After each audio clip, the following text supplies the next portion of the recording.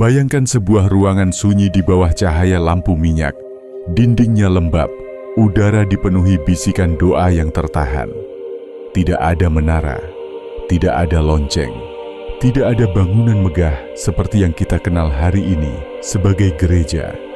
Namun justru di tempat-tempat tersembunyi semacam inilah, di rumah-rumah kecil, gua, dan ruang bawah tanah, sebuah institusi spiritual besar perlahan dilahirkan. Pertanyaannya, apakah gereja sejak awal adalah bangunan, ataukah ia bermula sebagai sesuatu yang jauh lebih dalam dan tak kasat mata? Dalam pandangan kaum Kristen, awal berdirinya gereja bukan sekadar peristiwa sejarah, melainkan sebuah momen kosmis, pertemuan antara wahyu, ketakutan, harapan, dan pencarian makna hidup. Gereja, menurut keyakinan mereka, lahir dari pesan seorang nabi yang tidak meninggalkan istana, tidak membangun monumen, dan tidak menuliskan kitab dengan tangannya sendiri. Namun justru dari kesunyian dan penderitaan itulah, sebuah struktur keimanan terbentuk dan terus berkembang hingga hari ini. Video ini tidak akan mengajak Anda untuk memeluk keyakinan tertentu. Kita tidak sedang berdakwah dan juga tidak sedang membela iman siapapun. Kita sedang membuka arsip kesadaran, menyusuri bagaimana kaum Kristen memahami kelahiran gereja mereka dari sudut pandang sejarah, simbolisme, dan makna batin. Dengan jarak yang jernih, kita akan melihat bagaimana sebuah komunitas spiritual kecil berubah menjadi kekuatan global yang membentuk peradaban. Kita akan menelusuri kisah para murid, ketakutan akan penindasan, dan keyakinan akan janji keselamatan. Kita akan membahas bagaimana gereja dipahami bukan hanya sebagai tempat ibadah, tetapi sebagai tubuh spiritual, sebuah konsep yang syarat makna filosofis. Dan yang lebih penting, kita akan bertanya, mengapa konsep ini begitu kuat hingga mampu bertahan melewati penganiayaan, perpecahan, dan zaman yang terus berubah. Di balik sejarah resmi, ada lapisan-lapisan makna yang jarang dibicarakan. Di sanalah video ini akan berjalan, di wilayah antara sejarah dan rahasia, antara keyakinan dan pertanyaan. Bersiaplah, karena apa yang akan kita ungkap bukan sekadar cerita masa lalu, melainkan cermin tentang bagaimana manusia membangun iman, komunitas, dan kekuasaan atas nama Tuhan. Untuk memahami awal berdirinya gereja menurut kaum Kristen, kita harus mundur jauh ke sebuah masa yang keras dan penuh gejolak. Palestina abad pertama bukanlah tanah yang tenang. Ia berada di bawah bayang-bayang kekuasaan Romawi, hukum besi, pajak yang menindas, dan ketegangan spiritual yang terus membara. Di tengah situasi inilah lahir berbagai harapan tentang seorang penyelamat, bukan hanya sebagai figur spiritual, tetapi juga sebagai pembebas dari ketidakadilan duniawi. Kaum Kristen memandang bahwa gereja bermula bukan setelah berdirinya bangunan suci, melainkan setelah wafatnya Yesus dan menyebarnya ajarannya melalui para pengikut terdekatnya. Dalam narasi mereka, ada satu momen kunci yang sering disebut sebagai kelahiran gereja, peristiwa turunnya Roh Kudus kepada para murid. Peristiwa ini dipahami bukan sekadar fenomena spiritual, melainkan transformasi kesadaran kolektif dari rasa takut menjadi keberanian, dari ketersembunyian menjadi penyaksian terbuka. Secara filosofis, gereja dalam pemahaman Kristen awal bukanlah institusi, melainkan komunitas jiwa. Mereka menyebutnya eklesia, sebuah istilah Yunani kuno yang berarti orang-orang yang dipanggil keluar. Dipanggil keluar dari apa?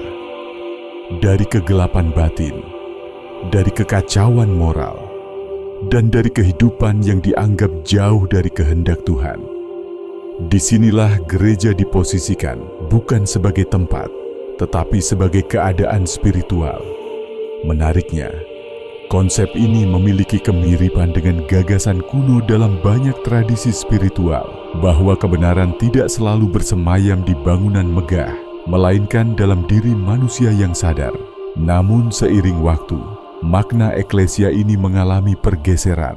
Tekanan eksternal, penganiayaan, ancaman kematian, dan stigma sosial memaksa komunitas Kristen awal untuk menguatkan struktur internal mereka. Dari sinilah benih institusi mulai tumbuh. Mengapa pengetahuan ini sering disederhanakan, bahkan dilupakan? Karena sejarah sering ditulis oleh mereka yang berkuasa. Ketika gereja kelak bersekutu dengan kekuatan politik, narasi spiritual yang cair perlahan mengeras menjadi dogma dan hierarki. Dimensi batin yang bersifat rahasia dan simbolik mulai tertutup oleh ritual formal dan aturan institusional. Dalam konteks ini, awal berdirinya gereja bukan hanya kisah tentang iman, tetapi juga tentang perubahan makna. Dari gerakan spiritual kecil menjadi struktur sosial besar. Dari pengalaman batin menjadi sistem kepercayaan yang diwariskan. Dan disinilah letak paradoksnya. Sesuatu yang lahir dari kesederhanaan justru tumbuh menjadi kompleks dan penuh lapisan. Memahami konteks ini membantu kita melihat gereja bukan sebagai entitas tunggal yang statis, melainkan sebagai proses. Sebuah perjalanan panjang kesadaran manusia dalam mencari Tuhan, makna hidup, dan rasa aman di tengah dunia yang tidak pasti. Namun ini baru permukaan. Di balik kisah sejarah ini, tersembunyi konsep-konsep inti yang jauh lebih dalam, simbolis, dan penuh teka-teki. Dan untuk itulah, kita harus masuk ke inti pembahasan berikutnya. Sekarang kita memasuki lapisan yang lebih dalam. Wilayah di mana sejarah bertemu simbol dan fakta bertaut dengan makna batin.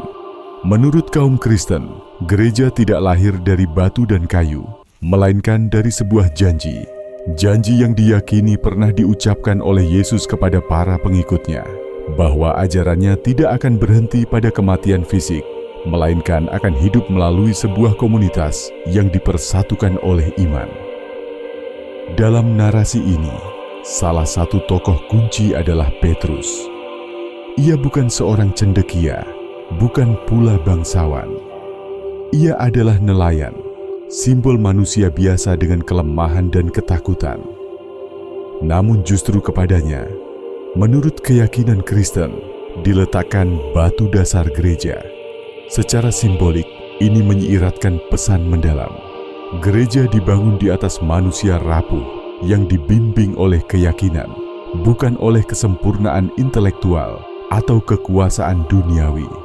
Metafora batu di sini menarik.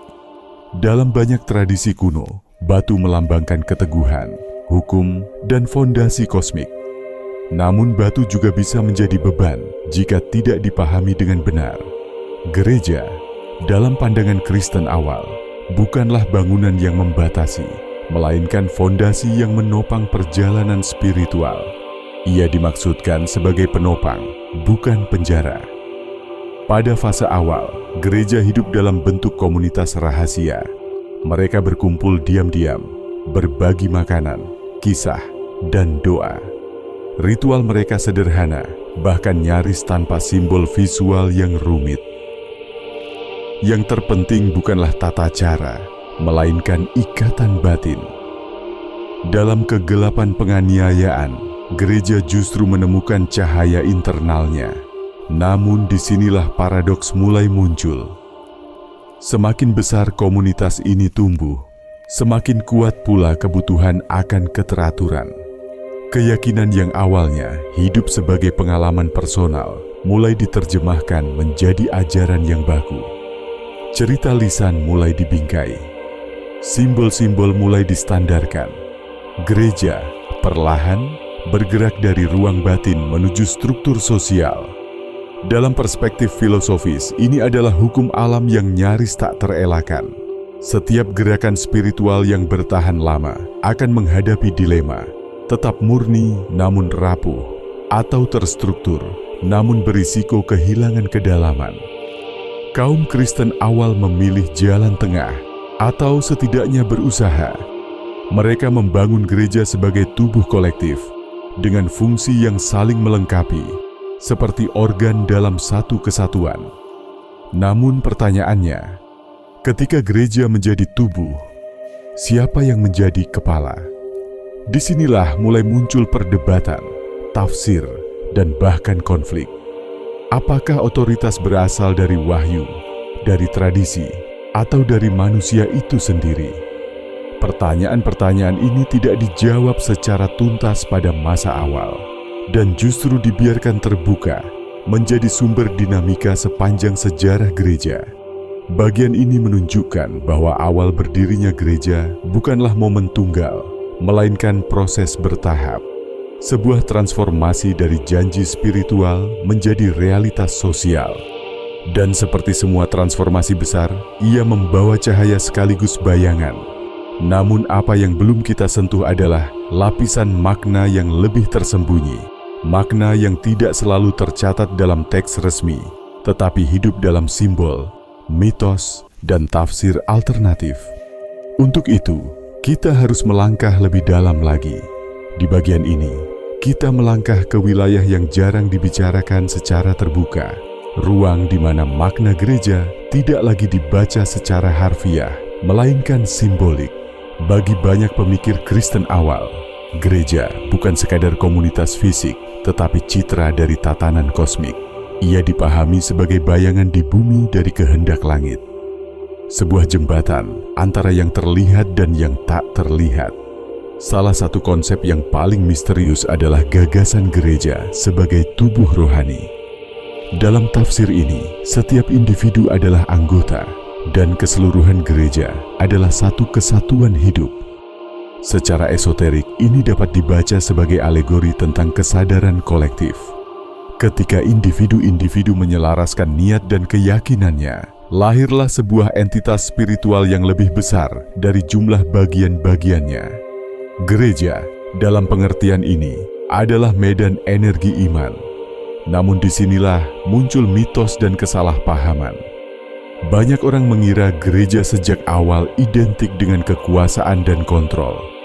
Padahal, pada fase paling awal, gereja justru berada di pinggiran masyarakat, lemah secara politik, namun kuat secara internal. Kekuasaan baru datang kemudian, ketika gereja diakui dan dilembagakan. Perubahan ini menciptakan lapisan baru makna, sekaligus distorsi. Ada pula perspektif alternatif yang jarang diangkat, bahwa sebagian ajaran gereja awal bersifat simbolik, bukan literal. Kisah, ritual, dan bahasa yang digunakan seringkali dimaksudkan untuk membimbing batin, bukan menjelaskan fakta sejarah secara kaku. Namun seiring berjalannya waktu, simbol berubah menjadi dogma, yang seharusnya ditafsirkan secara mendalam justru dibekukan dalam satu makna. Di titik ini, gereja menghadapi paradoks besar. Untuk bertahan, ia harus memiliki struktur. Untuk memiliki struktur, ia harus menetapkan batas, dan setiap batas selalu berisiko menyingkirkan kedalaman. Inilah sebabnya mengapa sepanjang sejarah, gereja kerap melahirkan gerakan pembaruan dari dalam, upaya untuk kembali pada roh awal yang dianggap murni. Menariknya, jika kita tarik garis perbandingan secara filosofis, konsep ini mengingatkan kita bahwa setiap tradisi besar menghadapi ujian serupa. Bagaimana menjaga wahyu tetap hidup tanpa mengubahnya menjadi sekadar formalitas. Dalam pandangan yang lebih luas, gereja dapat dilihat sebagai cermin dari kondisi batin manusia. Kadang bercahaya, kadang gelap, selalu berjuang antara makna dan kekuasaan. Disinilah letak pelajaran tersembunyi dari awal berdirinya gereja menurut kaum Kristen. Ia bukan hanya cerita tentang masa lalu, tetapi tentang dinamika iman itu sendiri. Sebuah perjalanan yang tidak pernah benar-benar selesai, karena ia hidup di dalam manusia yang terus berubah. Pada akhirnya, awal berdirinya gereja, menurut kaum Kristen bukanlah sekadar catatan sejarah tentang tanggal, tokoh, atau bangunan. Ia adalah kisah tentang kesadaran manusia, tentang sekelompok kecil individu yang berusaha menjaga cahaya keyakinan di tengah tekanan dunia yang gelap. Gereja, dalam makna awalnya, bukan menara yang menjulang ke langit, melainkan jiwa-jiwa yang saling terhubung oleh harapan dan makna. Kita telah melihat bagaimana gereja lahir dari janji, tumbuh dalam ketakutan, dan berkembang melalui kebersamaan. kita juga menyaksikan bagaimana makna yang awalnya batiniah perlahan berubah menjadi struktur lahiriah. Di titik inilah sejarah memberi kita pelajaran paling berharga. Setiap ajaran spiritual akan selalu diuji oleh waktu, kekuasaan, dan ego manusia. Bagi kita hari ini, kisah ini bukan untuk diimani, tetapi untuk direnungkan. Ia mengingatkan bahwa inti spiritualitas tidak pernah terletak pada simbol, nama, atau institusi semata. Intinya selalu kembali pada niat, kejujuran batin, dan kesungguhan manusia dalam mencari kebenaran. Ketika bentuk lebih dipentingkan daripada makna, ruh akan memudar. Namun ketika makna dijaga, bentuk hanyalah alat, bukan tujuan. Disinilah kebijaksanaan lintas zaman bertemu. Banyak tradisi mengajarkan bahwa Tuhan tidak dibatasi oleh ruang, dan cahaya ilahi tidak terkurung oleh bangunan. Gereja, masjid, atau tempat suci apapun, semuanya pada akhirnya adalah cermin dari kondisi batin manusia.